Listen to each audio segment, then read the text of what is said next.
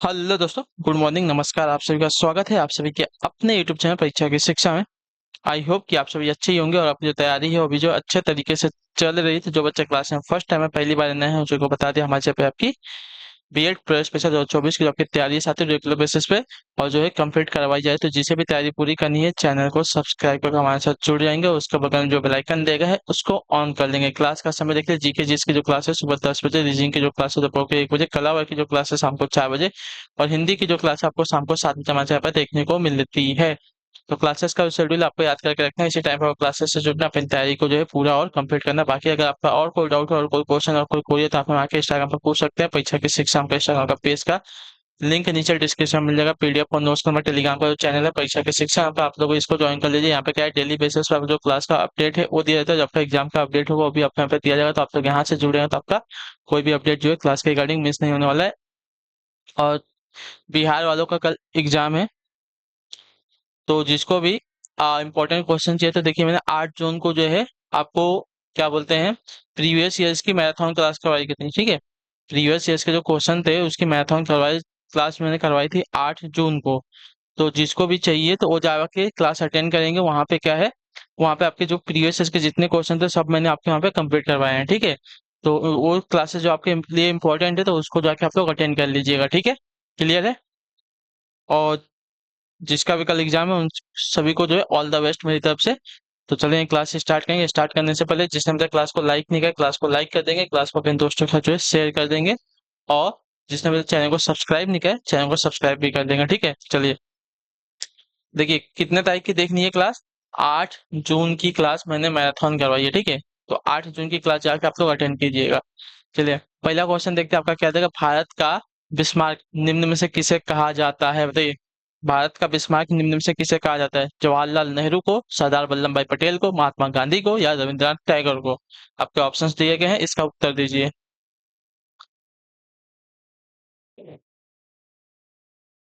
तो इसका right answer आपका हो जाएगा साथियों सरदार वल्लभ भाई पटेल को, ठीक है। जो आपका दिया गया है बी वाला ऑप्शन आपका राइट आंसर। भारत के वर्तमान भौगोलिक स्वरूप के निर्माता सरदार वल्लभ भाई पटेल को भारत का बिस्मार्क भी कहा जाता है। इन्हें लौह पुरुष के नाम से भी जाना जाता है। बारदोली सत्याग्रह का नेतृत्व करने वाले वल्लभ भाई को वहां की महिलाओं ने जो है सरदार की उपाधि दी थी, ठीक है। क्लियर है। अगला है आपका दूसरा नंबर। निम्न में से सबसे बड़ा महासागर कौन सा है। हिंद महासागर, अटलांटिक महासागर, प्रशांत महासागर या आर्कटिक महासागर। निम्न में से सबसे बड़ा महासागर कौन सा है। आपके ऑप्शंस दिए गए हैं, उत्तर दीजिए। इसका सही उत्तर क्या हो जाएगा।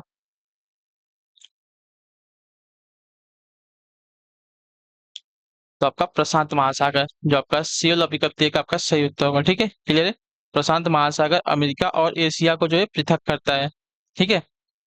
और यह विश्व का सबसे बड़ा तथा सबसे गहरा महासागर है। अगले क्वेश्चन पे बढ़े हैं, आपका तीसरा नंबर बताइएगा सही उत्तर का। निम्न में से कौन भारत की सबसे बड़ी मीठे पानी की झील है, बताइए। निम्न में से कौन सी आपकी भारत की सबसे बड़ी मीठे पानी की झील है। कोलेरू, उलर, नाल सरोवर या सांबर। तो आपका राइट आंसर आप हो सकती हो उलर। जो आपका पीला ऑप्शन दिएगा आपका सही उत्तर होगा, ठीक है। उलर झील जो है भारत की सबसे बड़ी मीठे पानी की झील है और यह झील जो आपका जम्मू कश्मीर में स्थित है, ठीक है। अगला है आपका साथियों चौथा नंबर प्रश्न। हरित क्रांति के पितामह कौन है, बताइए। भारत की बात कर, भारत में हरित क्रांति के पितामह कौन है। तो भारत की बात करेंगे तो भारत में हरित क्रांति के पितामह आपके एम एस स्वामीनाथन हो जाएंगे, ठीक है। क्लियर है। एम एस स्वामीनाथन जो आपके भारत में हरित क्रांति के पितामह है। और सिर्फ पूछेगा हरित क्रांति के जनक कौन है तो नॉर्मन बोरलॉग हो जाएंगे, ठीक है।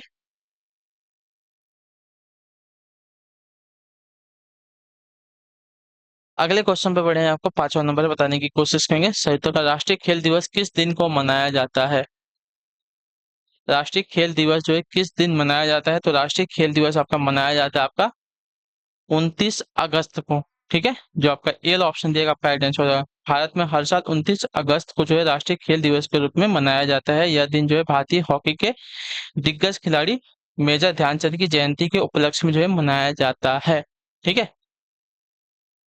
अगला है आपका साथियों छठा नंबर प्रश्न बताने की कोशिश करेंगे, सही उत्तर करो। किताब उल हिंद के लेखक कौन थे, बताइए। किताब उल हिंद के लेखक की बात कर साथियों कौन थे। अमीर खुसरो थे, मिनहाज उस सिराज थे, अलबरूनी थे या जियाउद्दीन बरनी थे, कौन थे? तो देखिए, किताब उल हिंद के लेखक की अगर बात की जाएगी तो आपका राइट आंसर पे अलबरूनी हो जाएंगे, जो आपका सी विकल्प देगा साथियों, आपका सही उत्तर हो जाएगा। ठीक है, किताब उल हिंद के लेखक आपके अलबरूनी थे। अगले क्वेश्चन पे बढ़े, आपका उत्तर देंगे साथियों। 7वां प्रश्न पूछा गया आपका, जावा मानव संबंधित है क्या, बताइए। जावा मानव संबंधित किससे है? इसका सही उत्तर क्या हो जाएगा?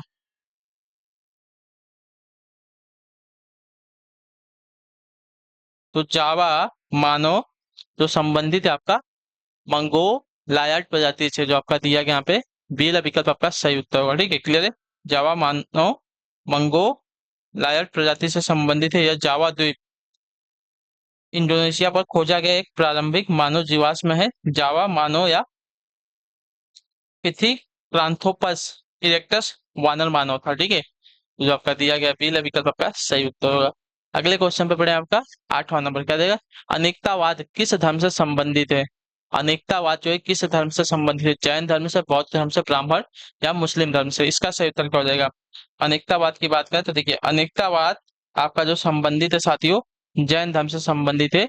ये वाला ऑप्शन जो दिया गया आपका राइट आंसर है। ठीक है, अनेकतावाद जैन धर्म से, जैन धर्म का सिद्धांत है। ठीक है, यह विचारों की बहुलता का सिद्धांत है। अनेकतावाद की मान्यता है कि भिन्न भिन्न कोणों से देखने पर सत्य और वास्तविक भी अलग अलग समझ आती है। अनेकतावाद को सप्तभंगी ज्ञान भी कहा जाता है। अगला है आपका साथियों क्वेश्चन नंबर 9, अर्जुन पुरस्कार किससे संबंधित है? चलचित्र से, खेलकूद से, साहित्य से, चित्रकला से? चार ऑप्शंस दिए गए हैं, इसका सही उत्तर क्या हो जाएगा? अर्जुन पुरस्कार किससे संबंधित है? तो अर्जुन पुरस्कार आपका खेल कूद से संबंधित है। ठीक है, जो आपका बी विकल्प देगा आपका सही उत्तर हो जाएगा। और इसकी जो शुरुआत हुई थी 1961 ईस्वी में हुई थी। चलिए अगले क्वेश्चन में बढ़े, आपका 10वां नंबर, तारीख ए फिरोज शाही किसकी रचना है?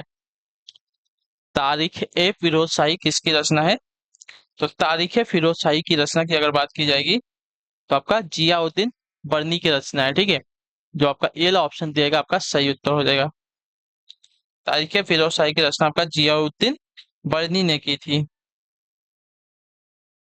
जियाउद्दीन बरनी जो है मुस्लिम राजनीतिक विचारक थे, जो मोहम्मद बिन तुगलक और फिरोज शाह तुगलक के दरबार में। ठीक है, इनकी अन्य कृतियां अगर देखे जाएंगे तो फतवा ए जहादारी, सल्तव ए कबीर, तारीख बरमाकी, सना ए मोहम्मदी, ये आदि सभी पे इनकी रचनाएं हैं।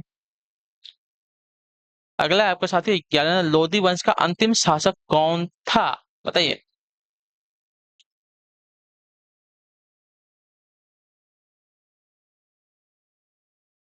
तो लोधी वंश का अंतिम शासक यहाँ पे देखेंगे, यहाँ पे आपका इब्राहिम लोधी था। ठीक है, क्लियर है।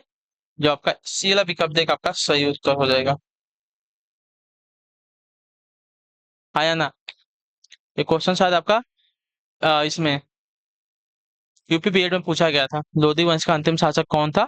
तो इब्राहिम लोधी था। ठीक है, लोधी वंश की स्थापना किसने की थी, ये भी बता दीजिएगा आप लोग। तो बहलोल लोधी ने की थी। ठीक है, इब्राहिम लोधी को किसने पराजित किया था? तो 1526 ईस्वी में पानीपत के प्रथम लड़ाई में बाबर ने इसको जो है पराजित किया था। ठीक है, इब्राहिम लोधी को। अगला क्वेश्चन आपका देखिए, 12 नंबर, दीन इलाही की स्थापना किसने की थी, बताइए। दीन इलाही की स्थापना किसने की थी? शाहजहां ने, हुमायूं ने, औरंगजेब ने या अकबर ने? दीन ए इलाही की स्थापना किसने की थी? दीन इलाही की स्थापना आपकी अकबर ने की थी। जो आपका डी विकल्प देगा आपका राइट आंसर हो जाएगा। ठीक है, क्लियर सर इसके बारे में। दीन ए इलाही की स्थापना आपकी अकबर ने की थी, जो कि एक धर्म था। ठीक है, अगले क्वेश्चन पे बढ़े, यहाँ पर 13 नंबर, टीपू सुल्तान के पिता का नाम क्या था, बताइए। टीपू सुल्तान के पिता का क्या नाम था? तो टीपू सुल्तान के पिता का नाम हैदर अली था, हैदर अली। जो आपका ये वाला विकल्प देगा आपका सही उत्तर होगा। ठीक है, क्लियर सर को। और माता का नाम फखरुन्निसा था। ठीक है, और टीपू सुल्तान का जो जन्म है 20 नवंबर 1750 को कर्नाटक के देवानहल्ली में हुआ था। ठीक है, चलिए। अगले क्वेश्चन पे पढ़ेंगे, उत्तर देने की कोशिश करेंगे। 14 नंबर क्या देगा, धारा की इकाई क्या है? केल्विन है, एम्पियर है, ओम है, कूलाम है, क्या है?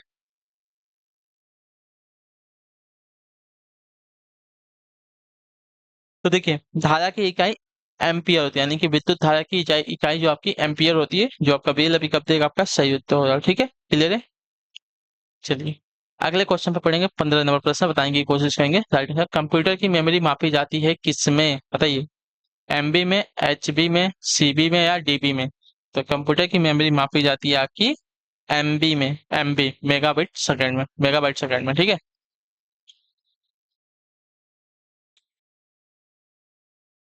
चलिए, अगले क्वेश्चन पे बढ़े। आपका 16 नंबर है, भारतीय गन्ना अनुसंधान केंद्र निम्न में से कहाँ पर स्थित है, बताइए? लखनऊ में, प्रयागराज में, कानपुर में या आगरा में? भारतीय गन्ना अनुसंधान केंद्र कहाँ पर स्थित है? तो ये आपका स्थित है साथियों, कहाँ पे? तो लखनऊ में। ठीक है, जो आपका ये विकल्प देगा आपका सही उत्तर होगा।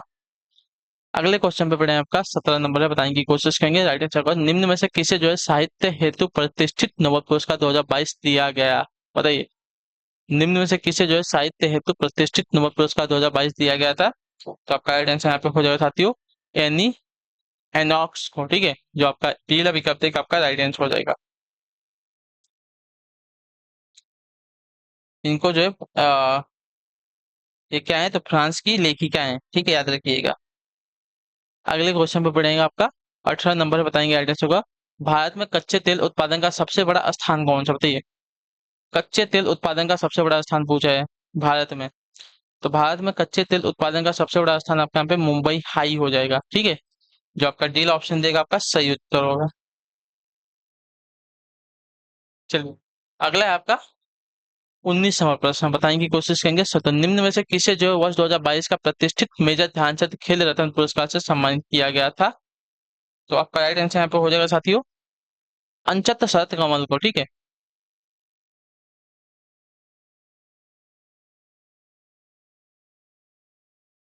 चलिए, अगले क्वेश्चन पे बढ़े हैं। आपका 20 नंबर, राष्ट्रीय महिला आयोग की अध्यक्षा निम्न में से कौन है? राष्ट्रीय महिला आयोग की अध्यक्षा ज्यादा निम्न में से कौन है ना?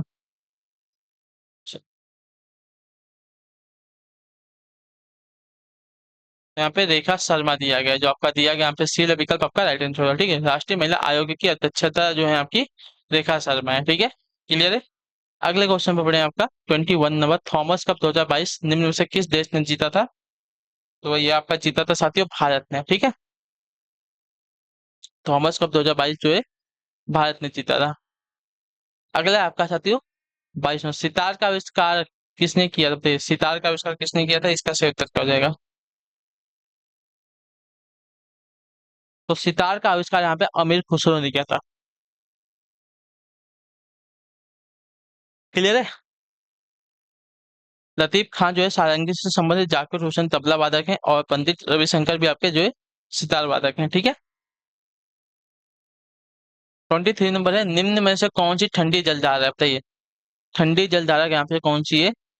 तो ठंडी जलधारा की अगर बात की जाएगी तो आप कनारी धारा। ठीक है, कनारी धारा आपकी ठंडी जलधारा है, जो आपका बील अभी कब तक आपका राइट आंसर हो जाएगा। इसके अलावा जो आपकी गल्फ स्ट्रीम, मिजाबिक धारा और अगुलहास धारा, ये सभी आपकी गर्म धाराएं हैं। ठीक है, गर्म जल धारा है। कनारी जल धारा आपकी ठंडी जल धारा है। अगले क्वेश्चन पर बढ़े आपका 24 नंबर प्रश्न, इष्ट की नीतियों से कौन से प्रधानमंत्री सबसे ज्यादा प्रभावित हुआ था, बताइए?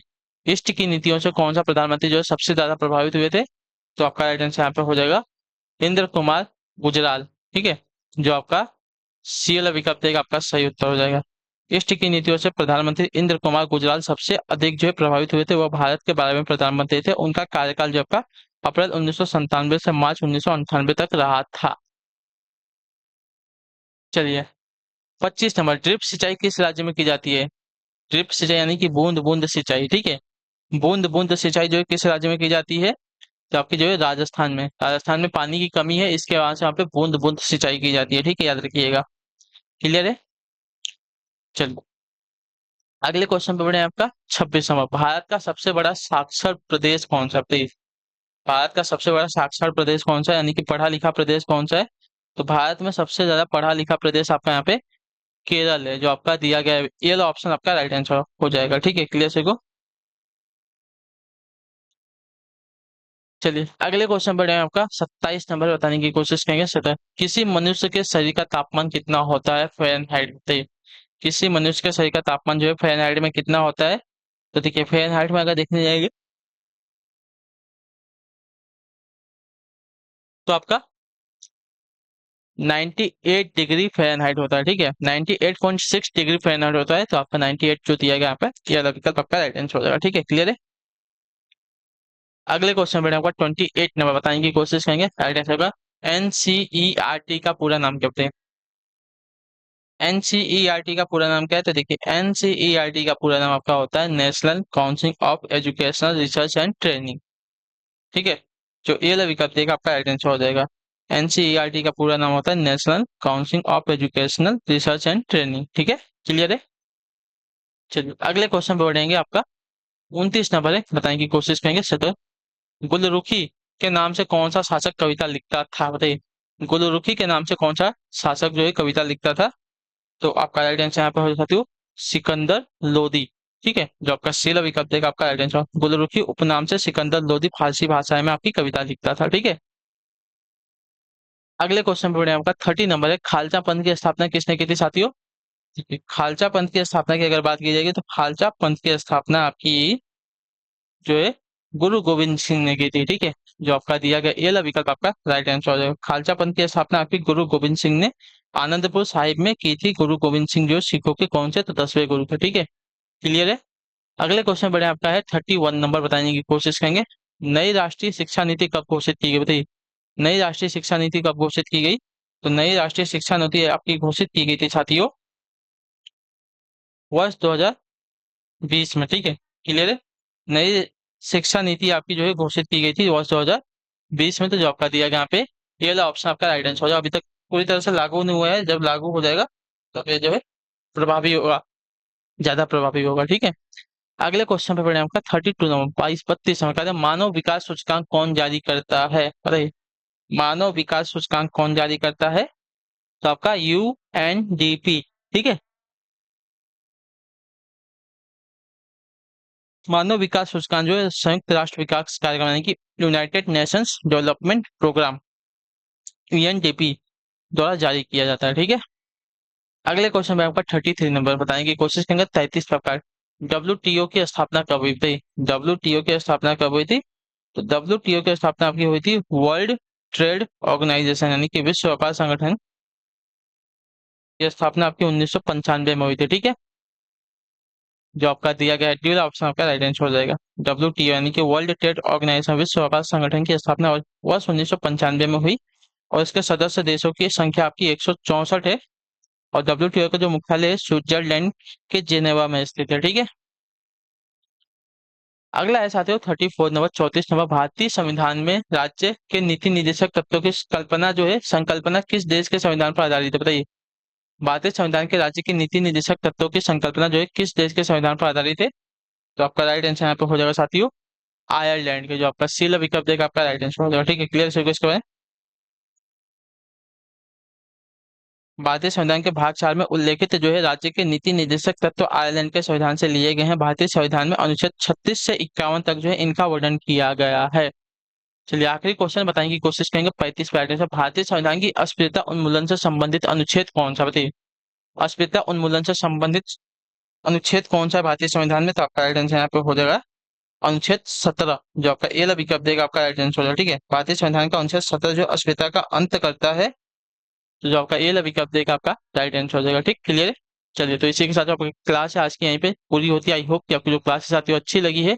आप लोग अपनी तैयारी की जो है अच्छे से कीजिएगा और जिसको जो है प्रीवियस ईयर के क्वेश्चन देखने 8 जून की जाके क्लास आप लोग अटेंड कर लीजिएगा। आप लोग को इंपॉर्टेंट क्वेश्चन करवाए गए हैं उस दिन, तो आप लोग जाकर उसको अटेंड एक बार कर लिए। ठीक है, तो हम आपसे मिलते हैं आपकी अगली क्लास में। तब तक के लिए टाटा बाय बाय, जय हिंद जय भारत। आप सभी का क्लास से जुड़ने के लिए बहुत बहुत ही धन्यवाद साथियों।